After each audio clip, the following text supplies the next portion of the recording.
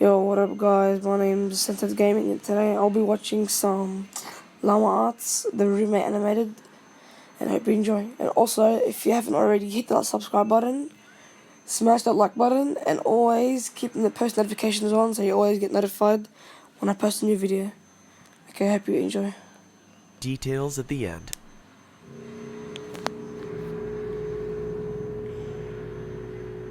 Looking for a new roommate is always a daunting task. Even though you interview and take the time to get to know that person, you don't truly find out who they are until you start living with them. I had begun searching for a roommate after I decided to leave my current residency. I was contacted a couple of hours after placing an ad on the Facebook Marketplace. The message read, "Hey Chris, I'll be moving out of my current apartment this August and I'm looking to room with someone new, as my roommates are moving to California this year. I'm 27 and I'm currently going to school. When I'm not at school, I enjoy hiking and watching movies. I also apprentice at a taxidermy shop on the days I don't have class. Hope that's not weird. It's always been a fun hobby of mine. Anyway, I'm looking forward to hearing back from you. Have a great day, Lunaire." My first and most obvious reaction after reading the message was to check her profile. She was of medium height, had long, messy blonde hair and green eyes. In her profile picture, I saw her standing with a man and a woman shoulder to shoulder. They each adorned goofy grins and held up peace signs. Under the photo, the caption read, "Love my roommates." Oh, that's scary, bro. I smiled to myself and decided if she was my roommate, I would slap the head, bro. The sun beat down on us as we hoisted various objects to the second floor of our new apartment. It took us a couple days to get everything out of the moving trucks and into our new place, but as soon as we did, a wave of relief washed over our sweat-drenched and sore bodies. After a couple more hours of rearranging, we each grabbed a beer from the fridge and sat on the porch. Yeah. We reminisced about old 90s cartoons and what video games we obsessed over as kids. And as the sun started to set, I truly felt relaxed and confident that things were going to work out. A week later, I started a new job for a construction company that was owned by a good friend of mine. As I was getting ready, I heard the front door swing open. I walked into the living room to see Lunaire and her friend David sliding in a large box. Oh, "What you got there?" I asked. Through a strained grunt, she replied, "I bought a freezer to store some of the animals I'm planning on using in my taxidermy work." Oh shit. I hope that's alright. No, she's not gonna do that. I was obviously hesitant. You know it's gonna be a there was body. no mention of this happening in the first place, but I eventually accepted and returned to my room to continue getting ready for work. I came home at around 9 p.m. after having a couple of beers with friends and noticed that the freezer was nestled snugly in the lower part of the pantry. A low hum could be heard reverberating off of the inner walls. I was curious to see what was inside, but didn't want to intrude on Lunaire's business, so I went into my room and changed into more comfortable clothing. After changing, I came back out into the kitchen and started making a sandwich. I opened the fridge and grabbed what I needed. As I turned around, I stubbed my toe on the edge of the countertop and let out a long, exasperated grunt. Through my frustration, I slammed the fridge door shut and checked my toe to see if there was any bleeding. As I raised my head back up, I was greeted by a shadowy figure. Freaking hell, bro. Was standing in the doorway leading to her room. The darkness behind her almost seemed to envelop her. "Is everything okay?" she said in a deadpan tone. "Shit, yeah, I'm sorry. I just slammed my toe into the corner of the countertop as I was making a sandwich. I hope I didn't wake you." "It's fine," she said in the same deflated tone as before. She then turned around and walked back into the darkness of her room. I could tell that she was pissed, so I quietly made my sandwich and retreated back to my room as well, only hearing the low hum from the freezer as I closed my door. I had the next day off, so I was able to sleep in a little longer than usual. When I finally emerged from my room, I walked into the kitchen to make breakfast. As I opened the refrigerator, I noticed that the light wasn't turning on and there was a lack of cold air escaping from inside. I turned around and flipped the light switch to confirm my suspicion. Nah, mate, they're gonna kill you. The power was out. They're gonna kill you. Damn it. I muttered under my breath. So happens. I walked over to Lunaire's room and knocked on her door to tell her about the power outage if she didn't already know. Nah, she already knew, mate. Answer. She already knew, mate. I then remembered that she had classes that day and probably wasn't home. No. I walked back to the kitchen and past the pantry.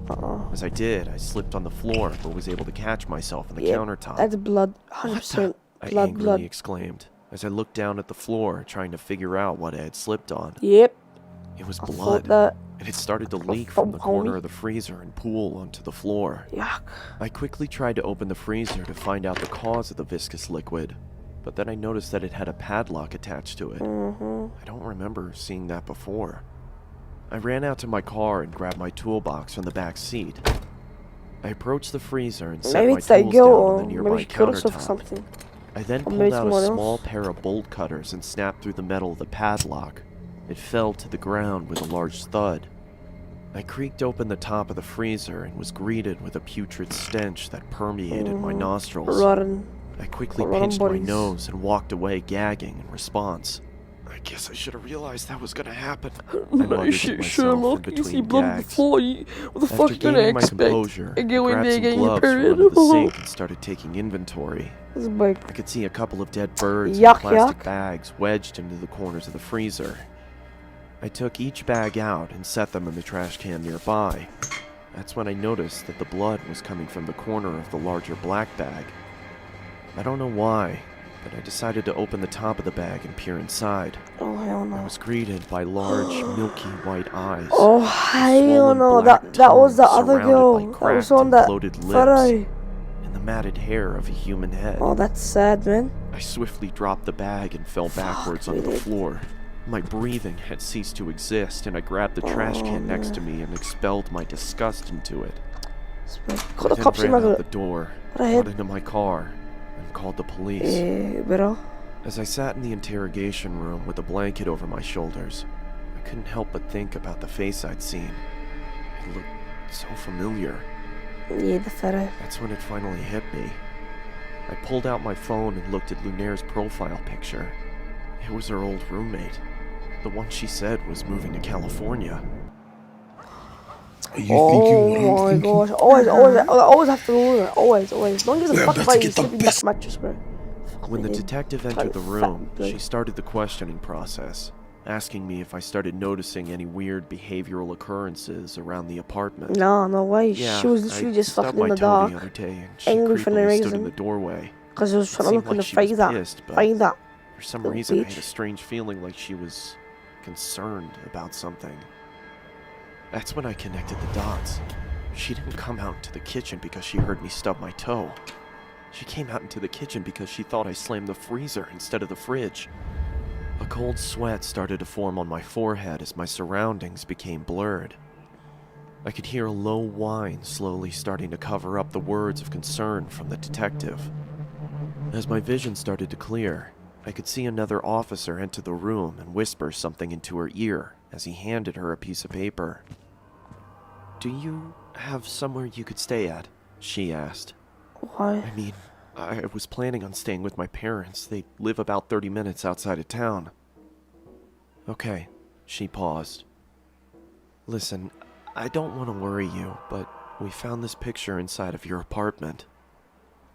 She slid the piece of paper across the table, and I immediately felt like someone kicked me in the chest. The head of Lunaire's other roommate sat on the chair.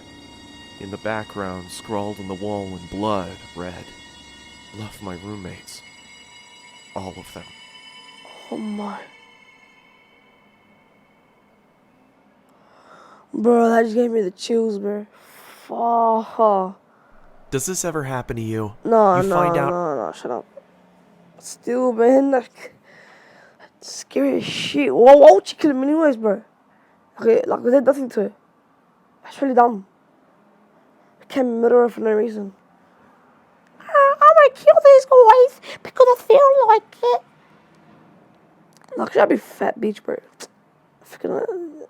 This is why you don't mess with blonde bitches, bro. Nah, I'm joking, but still there, bro. That's just bad, man. Oh, I hope you guys liked the video. And remember, always smash that like button. Also hit the subscribe button, and always, leave that post notification on, always on, so you always get notified when I post another video. Okay, that's it. Okay, now I'm gonna end the video. Bye bye.